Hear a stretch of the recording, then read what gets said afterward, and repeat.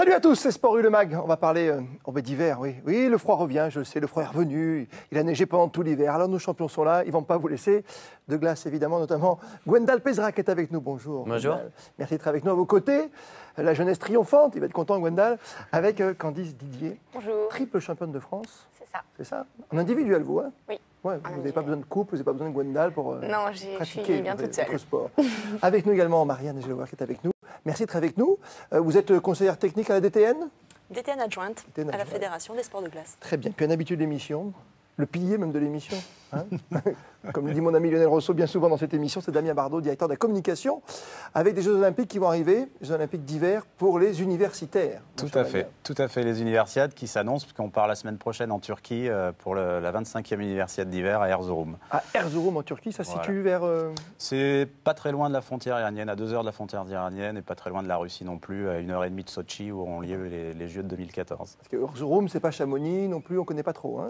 Non, mais il y a beaucoup de gens qui sont surpris qu'il y ait des sports d'hiver en Turquie, mais il y en a, et puis ils sont en train de les développer sérieusement. Même. C'est vrai qu'il y avait un James Bond qui avait été tourné là-bas. Hein, c'est vrai. Vous en savez plus que moi. Oui, avec Sophie Marceau, c'est pour ça. Bon, enfin, là n'est pas la question. Nous sommes pour l'instant sur une bonne base. On a passé des championnats du monde assez extraordinaires. Ouais, assez extraordinaire parce que pour la première fois depuis très longtemps, l'équipe de France universitaire finit à la première place du classement des nations. Donc c'est un vrai événement. Pendant les championnats du monde universitaire 2010, on a raflé 45 médailles, dont 23 titres.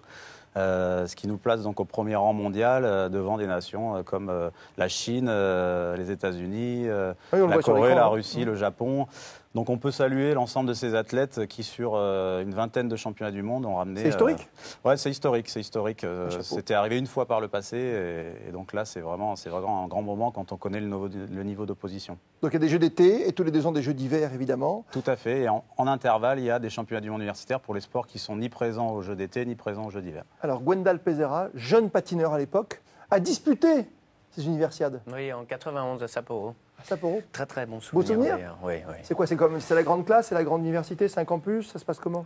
Alors, en fait, les souvenirs que ça m'a laissé, c'est pour la première fois se retrouver avec les autres sports, pouvoir aller assister aux compétitions de ski, de patinage de vitesse. Et c'est vraiment une préparation aux Jeux Olympiques. On sent que l'esprit olympique est déjà là. Déjà là, quand même. Mais par contre, comme c'est beaucoup plus réduit, il y a beaucoup moins de monde, c'est encore plus chaleureux. C'est vraiment des très très bons moments à vivre. Très beau. Vous allez les vivre, évidemment, Oui. Candice. Vous appréhendez cet événement? Ou c'est une petite passerelle pour revenir vers des Jeux Olympiques chez les grands? C'est ça. J'ai pas eu la chance de faire les Jeux de Vancouver, mais là, d'aller à Erzurum, c'est une chance pour moi et ça me fait vraiment plaisir. Et c'est vrai que j'ai un retour de tous les patineurs. C'est super, c'est génial, donc j'ai hâte d'y être. Il y aura d'autres disciplines, on va en reparler. Gwendal Pesera est à vos côtés. Vous êtes triple championne de France. Votre premier titre, c'était à 14 ans, 14 ans, c'est ça? 14 ans. Bon anniversaire avec quelques jours de retard, hein. C'était au mois de janvier, je le sais. Merci. Je me suis renseigné. Gwendal, c'est champion de France, champion d'Europe, champion du monde et champion olympique. Ouais. C'est 2002, le plus beau souvenir?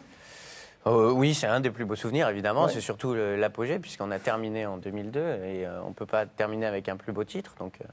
Mais bon, championnat du monde à Nice, avoir le titre mondial à Nice dans son pays, c'est très très rare. Et c'est une expérience fantastique aussi. Enfin, il y en a eu plein. Hein, Il y en a eu mais plein. celle-là Là, était vous revenez en très belle. 2002, hein, vous n'étiez pas tout seul, vous étiez avec Et Marina, toujours. Marina, toujours. Ça a toujours été? Toujours été. Marina Bon, Nissina. là, ça fait 17 ans aujourd'hui qu'on patine ensemble. On fait encore des spectacles. Des de petits temps galas en temps. encore? Oui, oui. Ah oui, c'est bien. On s'est bien posé pendant un moment puisque Marina a eu 2 enfants. Un petit garçon et une petite fille. Et donc elle a pas mal pouponné. Donc on s'est posé un petit peu au niveau des galas, mais on reprend là progressivement. Vous étiez où, vous, Candice, devant ces images? Vous avez quoi, 10 ans, à peine? Ouais. Non, j'ai pas 10 ans. Non, mais j'ai regardé parce que Ouais. j'aimais bien Gwendal et Marina et j'étais vraiment super heureuse qu'ils gagnent ce titre. Oui. Puis ceux d'avant aussi. Hein. Ceux d'avant. Mais toutes les médailles en patinage sont belles, c'est vrai, Ah oui, Marianne. Toutes les médailles en patinage sont belles. Elles C'est sont magnifique, sur des images extraordinaires. Voilà, c'est une discipline qui plaît énormément au public. On relève toujours des taux d'audience très, très élevés et c'est vrai que c'est une Avec discipline... notre ami Nelson, oui, formidable, c'est vrai, j'avais oublié. Bien sûr, et qui fait vivre cette discipline à hauteur de ce qu'elle peut représenter et de toute l'émotion qu'elle peut créer. Et Gwendal a pu très largement participer à la promotion du patinage et de la danse sur glace. Mais qu'est-ce que c'est dur, il faut s'entraîner, même à Paris, même dans les sous-sols de Bercy. Alors Adrien Toubiana, va nous présenter une superbe championne qui est avec nous aujourd'hui, Candice Didier. Candice Didier, 22 ans, est une figure du patinage artistique français. Déjà 9 saisons au plus haut niveau, 3 titres de championne de France à son palmarès, dont les 2 premiers à 13 et 14 ans. Des résultats précoces que Candice a eu du mal à assumer. La fédération a mis beaucoup d'espoir sur moi et j'ai pas compris tout ce qui m'arrivait et je me suis posé beaucoup de questions. Même dans ces moments difficiles, Candice n'a jamais renoncé. J'ai beaucoup douté et le fait aussi d'avoir un nouvel équilibre avec les cours et le patin, ça me faisait moins penser en fait à mes difficultés au niveau du patinage et j'ai pu rebondir. Rebondir a dû demander un entraînement acharné, ça tombe bien, Candice Didier adore ça, mais si elle pouvait choisir, elle ne travaillerait qu'un seul aspect de son sport. J'adore faire des sauts, pour moi c'est quelque chose de vraiment, c'est trop bien. Quand je suis blessée ou quand je dois pas faire de saut, je suis en manque, j'ai vraiment besoin d'en faire et puis de pouvoir s'exprimer sur une musique, de se libérer. Candice a longtemps souffert d'un manque de concurrence au niveau hexagonal, difficile de repousser ses limites dans de telles conditions. En fait, depuis que j'ai été championne de France, j'ai toujours été la seule. Donc c'est difficile de se motiver et quand on est tout seul. Alors que là, maintenant, il y a vraiment une bonne génération qui pousse. Et d'être un groupe, c'est plus facile pour en avoir une au final qui va percer. La première performance de Candice Didier au niveau international, ce sera peut-être aux prochaines Universiades. Réponse le 4 février prochain. Ouais, ça arrive vite. Hein. Vous aimez le saut, on a bien compris, Candice Didier. J'adore Ça les fait sauts. réagir évidemment Gwendal Pesera. Vous n'avez pas le droit de sauter, vous, dans votre discipline? Nous, il n'y a pas de saut et c'est principalement ce- de la chorégraphie. C'est des choses à travailler. C'est trop dangereux, c'est ça? le Toujours saut à travailler. Ça. À deux, c'est trop dangereux, le saut? Non, non, c'est interdit dans la discipline. Mais non, Sur mais glace, ça, c'est quoi? interdit. C'est une Non, non, non, non, parce qu'il y a C'est règlement le couple artistique et une autre discipline où là, les sauts sont permis. C'est pour bien différencier les deux disciplines. Il y a du kiss and cry toujours dans le Of patinage, course. beaucoup Kiss de and pleurs. cry.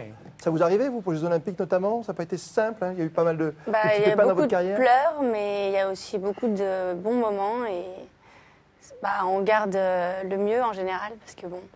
D'accord, Ouais, il y c'est en aura, pas il y en aura facile. du mieux, vous allez voir dans Ah ces oui, universiades. Alors justement, dans le cœur du sujet, dans Sport U aujourd'hui, parce qu'on s'aperçoit qu'il y a beaucoup de travail, il y a des études aussi à mener. Gwendal, c'était facile, toi tu as fait Alors facile. 2 ans, 3 ans, 4 ans, 5 ans? T'as pas arrêté de D'études. bosser? Ouais. Moi, j'ai fait des études de tout le long, en fait. Tout. J'ai commencé à la sortie du bac avec un doc chimie des matériaux. Derrière, j'ai fait l'UFR STAPS de Lyon avec une maîtrise management des sports. Et puis derrière, j'ai fait l'EM Lyon. D'accord. Et donc, je suis diplômé de l'EM Lyon l'année où je suis Pas mal. champion olympique, en 2002. Donc, Mais on a vraiment vraiment travaillé, continuer on a tout en vraiment le temps de parallèle. se concentrer quand on est aux Jeux Olympiques. alors, on fait c'est un les peu chances. comme disait Candice dans le petit reportage. Je trouve que ça apporte un équilibre qui permet de relativiser les problèmes qu'on peut avoir sur la glace. Parce qu'on s'aperçoit qu'il y a une autre vie à côté, des gens qui s'en foutent un peu, hein, des camarades qui s'en foutent un peu de ce qu'on fait sur la glace, et qui donc nous montrent un peu une vie un peu plus détendue. Et puis, pareil, pour réussir les examens, quand on a vu le stress que c'était dans une compétition comme les Jeux Olympiques ou aux Championnats du Monde, on arrive aux examens, on est beaucoup plus détendu, on relativise un peu. Je crois que ça... Être champion du monde, c'est plus facile, ou champion olympique. Marianne, c'est une bonne idée pour avoir ces études pour réussir sa carrière. Gwendal compte parmi effectivement les sportifs de la fédération qu'on choisit souvent comme des exemples. Et on en compte de nombreux. Aujourd'hui, Nathalie Péchala, qui sort tout juste d'une école de commerce. On Le compte Lyon aussi, d'ailleurs. voilà, le Le M Lyon. Lyon aussi, Alban Préaubert. Qui On est de Lyon, non, vous aussi, non? De Lyon Ouais, aussi. j'ai bien compris. Je suis issue de l'école. Une sorte de filière, oui. Non, mais en patinage de vitesse aussi, il y a Thibaut, le nouveau champion d'Europe, Thibaut Foucault, Qui sera là à l'université avec En nous. short track. Ouais, tout à fait. C'est vrai qu'il ne faut pas sous-estimer le fait qu'un sportif a aussi une fierté de réussir ses études. Et c'est en cela que... C'est quoi? C'est l'image comme d'habitude, quoi. C'est de dire, voilà, je suis pas qu'un benet à faire du patin, du ski ou autre, quoi. Je veux Complètement, montrer, complètement, voilà. parce que c'est un vrai challenge que de réussir les deux, un projet scolaire et sportif. Et c'est en cela que les universiades comptent aussi beaucoup, parce que ça permet de valoriser les sportifs qui arrivent à suivre un parcours scolaire avec réussite. On a bien compris, sans faire de mauvais jeu de mots, c'est un beau tremplin, finalement, Damien. Oui, tout à fait. C'est un beau tremplin. Et puis, comme le dit Marianne, c'est une récompense pour ces athlètes qui mènent de front le double projet. Il y a une qualité humaine aux universiades en général, parce que c'est des athlètes de la même génération qui poursuivent tous des études qui sont à peu près au même moment de leur carrière. Et ça crée une identité forte au sein de l'équipe de France. Vous avez 23 ans, vous, Candice, c'est bien ça, vous venez de les avoir. Hein. Vous êtes encore étudiante? Oui. par la force des choses. Et il y a un critère particulier, il y a un âge limite pour... Oui, en fait, c'est de 18 à 27 ans. C'est-à-dire qu'il ne faut pas avoir moins de 18 ans et pas avoir plus de 27 ans pour participer à l'universiade. Et donc être étudiant, parce que c'est la condition sine qua non. On peut être étudiant toute sa vie aussi, vous savez. Tout à fait, ça serait beau. Alors, c'est pas simple de connaître les champions qui vont effectivement participer à ces universiades. On est allé se promener un petit peu, grâce à Adrien Toubiana, voilà, dans les campus. Et puis, on a essayé de demander, en montrant la photo quand même de Candice, voilà, à quelle discipline appartenait cette charmante jeune fille. Écoutez. Je sais pas, de la natation synchronisée. C'est quand on fait des figures, là, c'est... comment ça s'appelle? Elles partent, elles font la diagonale du truc comme ça, avec des figures, des roues, des galipettes et tout, comment ça s'appelle? Gymnastique rythmique. Gymnastique basique. Elle est très douée, hein, j'ai déjà vu, elle est très très forte. Elle a l'air d'avoir un espèce de juste au corps qui fait gymnaste. Les barres asymétriques. De la danse. Bon, c'est pas du patinage artistique, sinon ce serait trop facile. Du patinage artistique. Ouais, qu'est-ce qui te fait dire ça? Sa médaille, son costume, sa coiffure. La tenue rose qu'elle a, donc je me doute que c'est un sport qui se base sur l'esthétique. Le visage fin, on sent qu'elle a pas l'air super massive physiquement, donc comme les gymnastes ou les patineuses. Hein. Je pense que... Ouais, je dirais ça. Ouais. Ah oui, alors il fallait deviner quand même, c'était pas simple. Hein. Moi j'hésitais aussi, je peux vous le dire, j'hésitais. Mais le patinage c'est bien. C'est mieux. Ah, vous êtes contente de cette petite appréhension? C'est drôle. Tu fais pas le truc en diagonale avec les galipettes, tout ça. Un peu de GRS, non?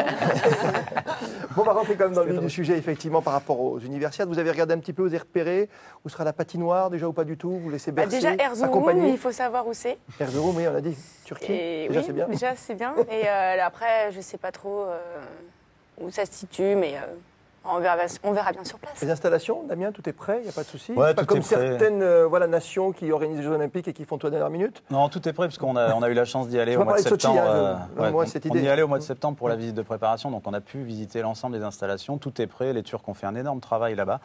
Il y a quelques sites assez exceptionnels, notamment les tremplins qui atterrissent directement sur le village des athlètes, donc qui dominent un peu la ville, qui sont un peu le symbole de